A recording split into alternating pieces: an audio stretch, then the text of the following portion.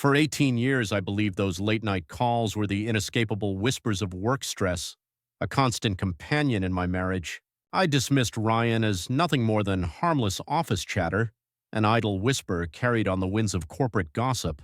Then came the company party, a night that began with an innocuous request. "Hold my purse, will you?" And there, nestled within its depths, lay messages that shattered my world into irreparable fragments. What I did next wasn't just satisfying, it was the most profoundly liberating act of my marriage. By the way, please like and subscribe if you enjoy stories like this. My name is Dave Anderson, and at 45, I'd foolishly convinced myself I had life perfectly charted. I owned 4 thriving sports bars across Dallas, a modest empire born from a single gritty dive joint I'd lovingly built from the ground up since '98. These weren't just establishments, they were sanctuaries where men could shed their burdens, lose themselves in the roar of the game, and find solace in a cold beer. I was 27 when I first encountered Amanda, a vibrant 21-year-old marketing coordinator, fresh from college, brimming with audacious dreams. My second bar was just finding its footing then, consuming every waking hour, yet she saw something in me worth anchoring herself to. Amanda was a force of nature, her very presence capable of illuminating a room. Brilliant, stunning, and driven to a degree that frankly initially intimidated me. Her laughter possessed a rare magic, a sound that could erase any lingering worry, and when her gaze truly settled on you, it felt as though you were the sole inhabitant of the entire world. 2 years later, we exchanged vows in a modest ceremony at her parents' home in Austin. Nothing extravagant, but it resonated with a profound rightness. Amanda's ambition to prioritize her career earned my deepest respect. We were partners in every sense. She lent her formidable design skills to my third bar, and I steadfastly supported her leap to a larger marketing firm. A few years into our union, our children arrived. Emma, now 16, every bit as fiercely independent as her mother, and Jake, 13, already showing signs he might walk in his old man's footsteps. They were good kids, both bright and spirited, and until recently the very bedrock of our family. For years, we moved in perfect synchronicity. Amanda managed the chaotic morning routine with the kids, while I wrestled with late-night inventory and the incessant demands of my bars. Weekends were sacred family time. Emma's soccer matches, Jake's baseball tournaments, and lively backyard barbecues with friends. We weren't flawless, but we worked. The first cracks appeared about 3 years ago when Amanda ascended to senior marketing director at Peterson and Associates. Her tidy 40-hour weeks exploded into grueling 60-hour odysseys, client dinners, endless weekend conferences, and business trips that materialized out of thin air. I understood the relentless pursuit of success, and I was immensely proud of her ascent. But somewhere along that arduous climb, Amanda and I ceased being teammates.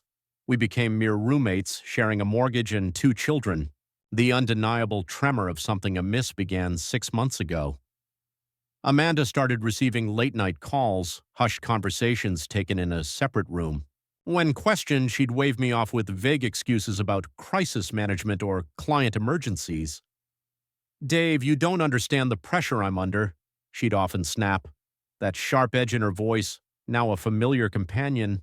This promotion came with responsibilities you can't just ignore. Fair enough, I conceded. Running 4 bars meant I understood demanding schedules. There were nights I didn't see my own bed until 2 a.m. But the difference was I always told Amanda where I was, what was happening. These calls were different. She'd retreat to the back patio or barricade herself in our bedroom, her voice softening, adopting an unsettling intimacy. When I dared to voice my concern, she'd lash out, accusing me of paranoia, of a lack of trust. Then a name began to surface with unnerving frequency. Ryan. Ryan from the creative department. Ryan, a visionary with digital campaigns. Ryan, who apparently worked the same insane hours as Amanda, which she insisted explained their frequent weekend collaborations. "He's just a colleague, Dave." She'd dismiss casually one Sunday evening when I dared to inquire why Ryan was texting her at 9 o'clock. "We're working on the Morrison account together. It's a big deal for the company." I desperately wanted to believe her. Trust, after all, was the bedrock of our marriage. but an insidious doubt gnawed at my gut. Perhaps it was the furtive smile she'd cast at her phone when she thought I wasn't watching, or her sudden possessiveness of it, never leaving it unattended as she once had. Even the kids noticed. Emma, perceptive and thoughtful, remarked at dinner one night that her mom seemed different lately, distracted, constantly on her phone, quick to anger over things that never used to ruffle her. Jake, in his typical 13-year-old fashion, simply rolled his eyes and declared, "Mom's being weird and moody." "Your mother's under a lot of stress at work," I'd tell them, playing the role of the understanding husband. "We need to cut her some slack." But inwardly, the question clawed at me. Was it truly stress or something far more insidious? The breaking point arrived last Tuesday night. I returned home early from the Lakewood location around 8:30 p.m., expecting to find Amanda helping Jake with his homework. Instead, an unsettling quiet permeated the house. Emma was absorbed in her studies, and Jake was lost in the digital world of video games downstairs. "Where's your mom?" I asked Emma. "She said she had to go back to the office for some emergency meeting," Emma replied, her eyes still glued to her textbook. "Said she'd be home late." That's when I saw it. Amanda's laptop, still on the kitchen counter, plugged in and charging. What kind of emergency meeting required her presence but not her computer? Instead of letting my mind spiral, I resolved to act. The following morning, while Amanda was in the shower, I did something I never imagined I'd do in 18 years of marriage. I checked her phone. Her passcode, Emma's birthday, remained unchanged for years. What I found chilled my blood. Text messages with Ryan from the night before, sent while she was supposedly at that emergency meeting.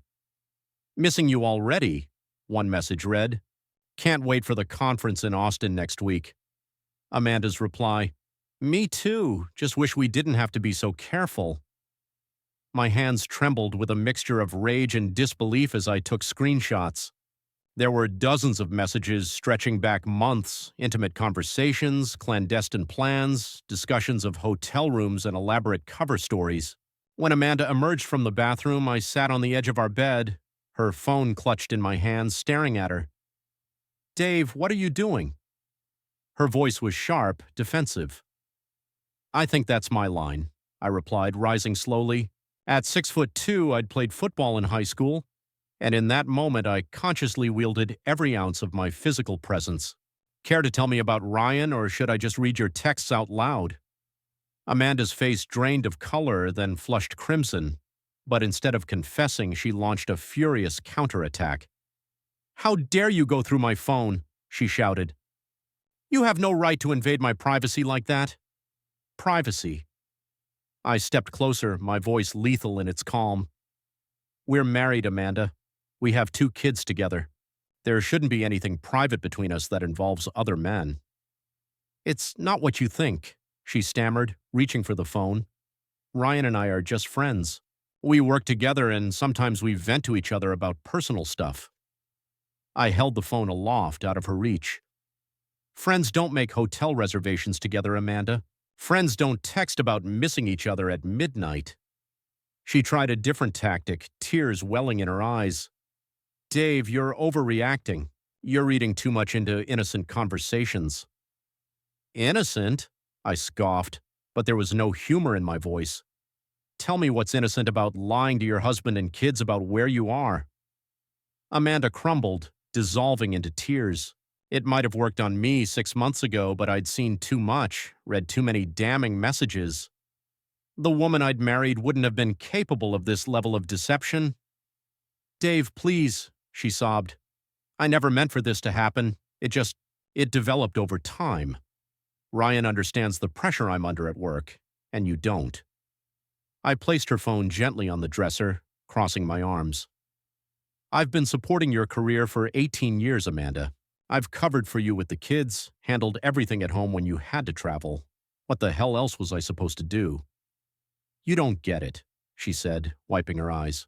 "You come home to your bars where everyone treats you like the boss, where you're the big man. I'm fighting for respect every single day in that office. So you decided to sleep with your coworker." The words erupted, harsher than I intended, but I was beyond caring about her feelings.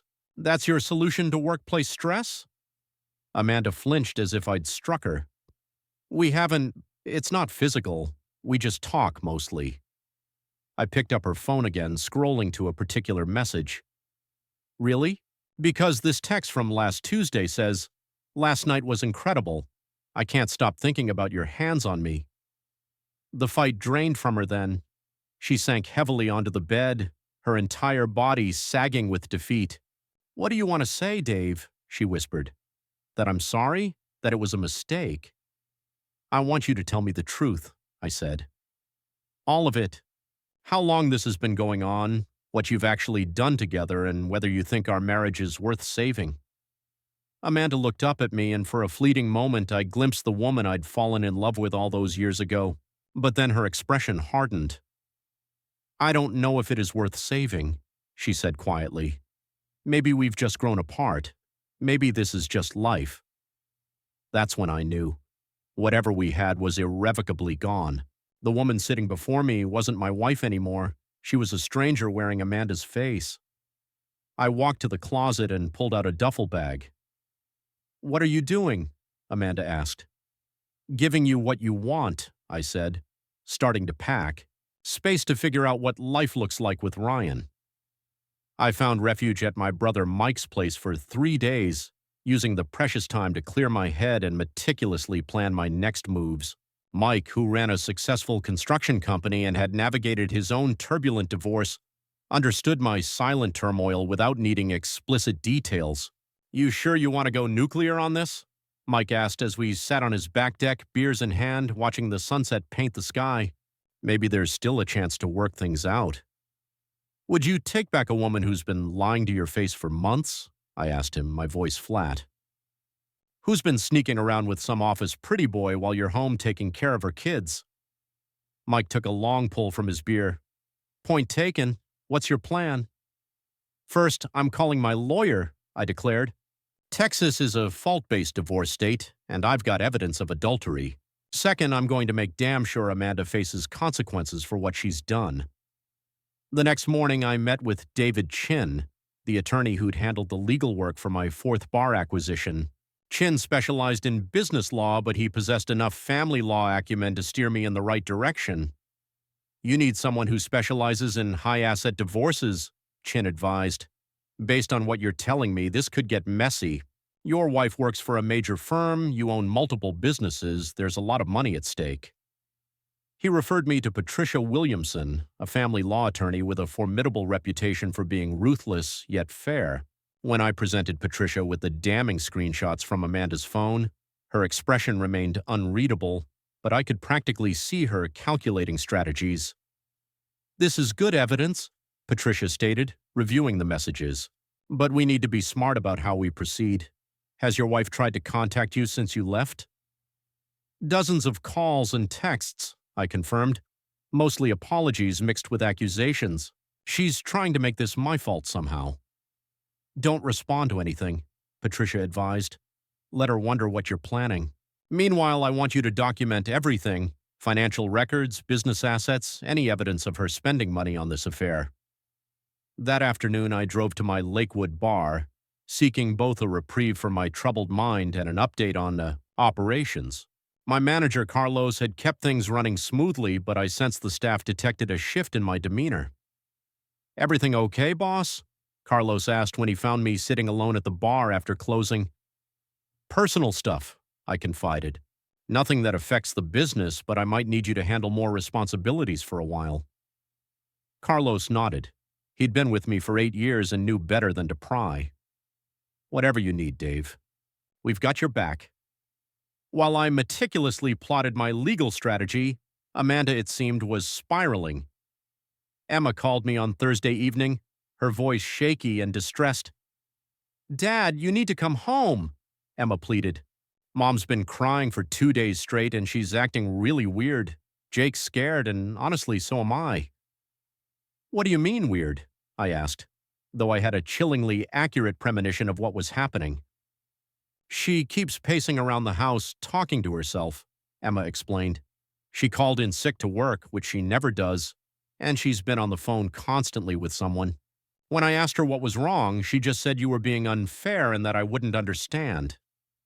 A pang of guilt pierced me regarding the children being caught in this devastating crossfire, but I also knew, with chilling certainty, that Amanda was attempting to manipulate them to coerce me into returning before I was prepared.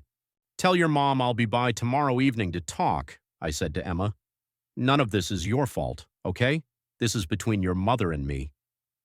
"Are you guys getting divorced?" Emma asked quietly. The question struck me like a physical blow. Emma was 16, old enough to grasp the gravity of the situation, yet still young enough to cling to a fragile hope for reconciliation. "I don't know yet, sweetheart," I admitted, my voice strained. "But whatever happens, you and Jake are the most important things in the world to me. That's never going to change." The next evening, I drove to the house I'd shared with Amanda for 12 years. She met me at the front door before I could even use my key, her face etched with recent tears. She'd also clearly made an effort with her appearance, makeup, a nice outfit, the full charade. "Dave, thank God you're here," Amanda said, reaching for me. "We need to talk.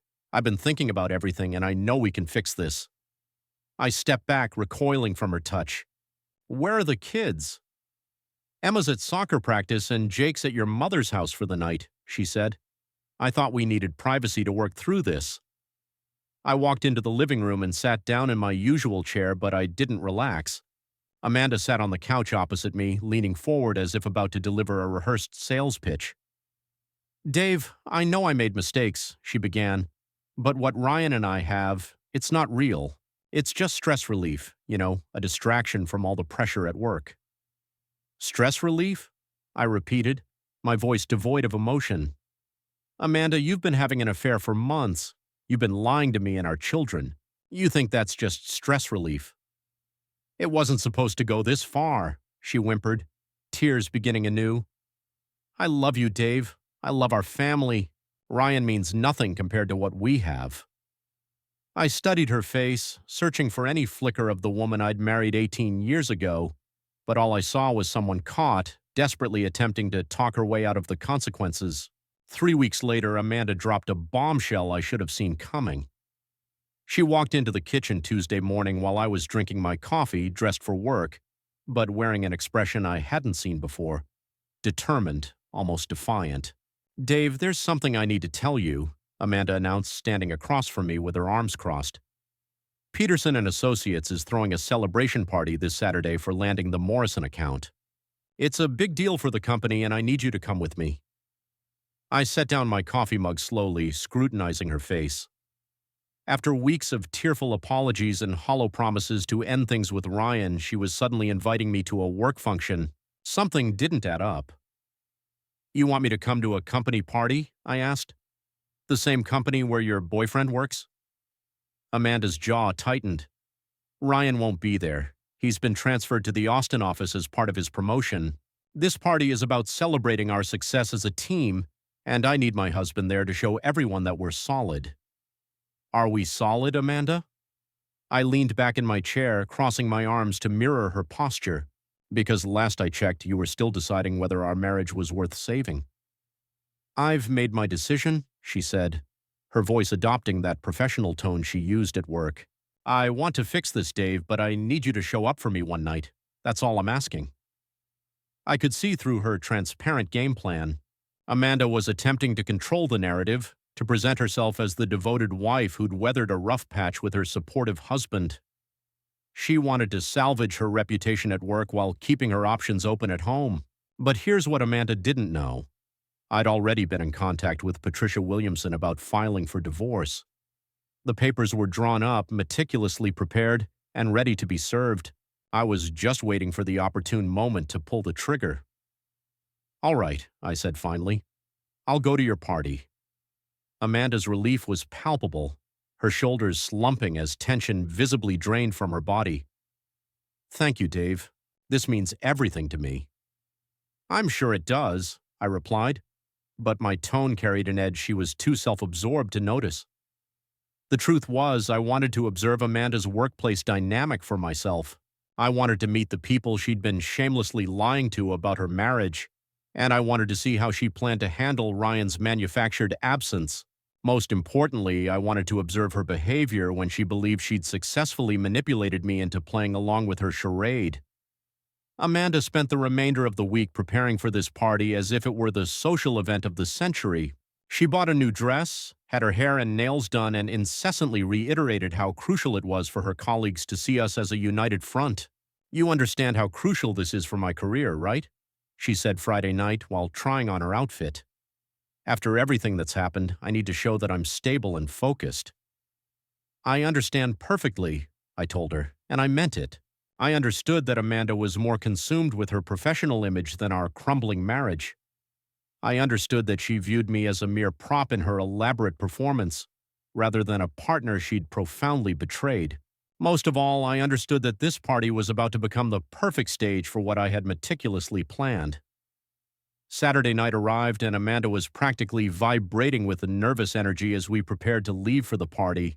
She had chosen an elegant black cocktail dress that struck a delicate balance between professional and alluring, and she'd spent an hour meticulously applying her makeup. "How do I look?" she asked, twirling in front of her bedroom mirror, a woman desperately trying to impress someone. "Like you," I said, adjusting my tie. Amanda missed the underlying meaning of my comment entirely. "Good. I want everyone to remember why I deserve the regional director position that's opening up next month." The party was being held at the Adolphus Hotel downtown in one of their opulent private event spaces.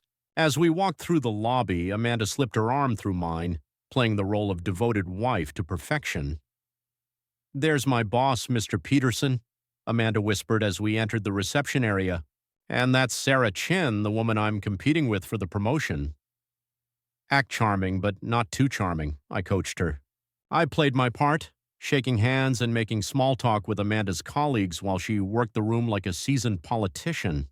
Every few minutes, she'd touch my arm or lean against me, ensuring everyone witnessed the apparent solidity of our marriage. But I was observing everything through a new, cynical lens. I noted how some of her male colleagues looked at her, how she responded to their attention, how easily she lied about our relationship when people inquired about our well-being. About an hour into the party, Amanda excused herself to go to the restroom. "Hold on to my purse, will you?" she said, pressing her small black clutch into my hands. "I'll be right back." The moment she disappeared around the corner, I opened her purse. Her phone lay right on top, and just as I'd hoped, it wasn't locked. She'd been too distracted by the party atmosphere, too confident in her deception to secure it. I scrolled quickly to her messages with Ryan. What I found made my blood boil all over again. Despite her claims that he'd been transferred and their relationship was over, they'd been texting as recently as that very afternoon. "Wish I could be there tonight," Ryan had written. "Hate that you have to pretend with him." "Only a few more weeks," Amanda had replied. "After I get the promotion, I can file for divorce and we can be together openly." I took screenshots of the entire damning conversation, then pulled a cocktail napkin from a nearby table. Using the pen I always carried, I wrote a simple, stark message. "Hope he was worth destroying our family for. The kids deserve better than a mother who lies this easily." I slipped my wedding ring off my finger, the ring I'd worn for 18 years, and wrapped it in the napkin with the note. Then I placed both items carefully in her purse, closed it, and set it back on the table where she'd left it. I didn't wait for Amanda to return from wherever she'd actually gone. I walked straight to the valet stand, handed over my ticket, and drove home. 20 minutes later, my phone began to ring. Amanda's name flashed on the screen, but I let it go to voicemail. Then it rang again and again. By the time I got home, I had 14 missed calls and twice as many text messages. I turned off my phone and went to bed, a chilling certainty settling over me. Amanda had found my ring and note in her purse, probably in front of her colleagues. Let her explain that to her boss and her competition for the promotion. The next morning brought consequences I hadn't fully anticipated. Amanda came home around midnight, but I'd locked the bedroom door. She spent the night on the couch, and I could hear her muffled sobs until dawn. When I came downstairs at 7 a.m., Amanda was sitting at the kitchen table, still wearing her party dress, makeup smeared and hair disheveled. "We need to talk," she said without looking up. "No, we don't," I replied, pouring coffee. My message last night was clear. Dave, you don't understand what you've done, Amanda said, her voice laced with desperation. Mr. Peterson saw me find that ring. Sarah Chin was right there. Do you know how humiliating that was? Not as humiliating as finding out your wife's been planning to divorce you while pretending to work on the marriage, I shot back. How long have you been texting Ryan about leaving me? Amanda's face crumpled. It's not what you think. We were just talking through scenarios. I set down my mug with a resounding thud. I saw the messages, Amanda. Only a few more weeks and I can file for divorce. Sounds pretty concrete to me. Fine, Amanda stood abruptly. Yes, I was thinking about leaving. But you want to know why? You've been emotionally absent for years, Dave. When's the last time we had a real conversation? I stared at her, processing this twisted logic. So this is my fault? I work 60 hours a week for this family. I've supported every career move you've made, and somehow I'm the reason you decided to cheat. You don't get it, Amanda cried, wiping her eyes. Ryan listens to me. He understands the pressure I'm under, and you don't. And I don't? I asked.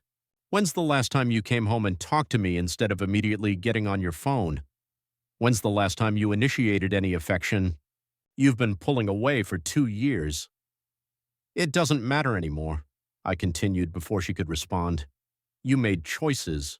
You chose to lie, sneak around, use company resources for your affair, and plan an exit while pretending to work on our marriage. Now you live with the consequences.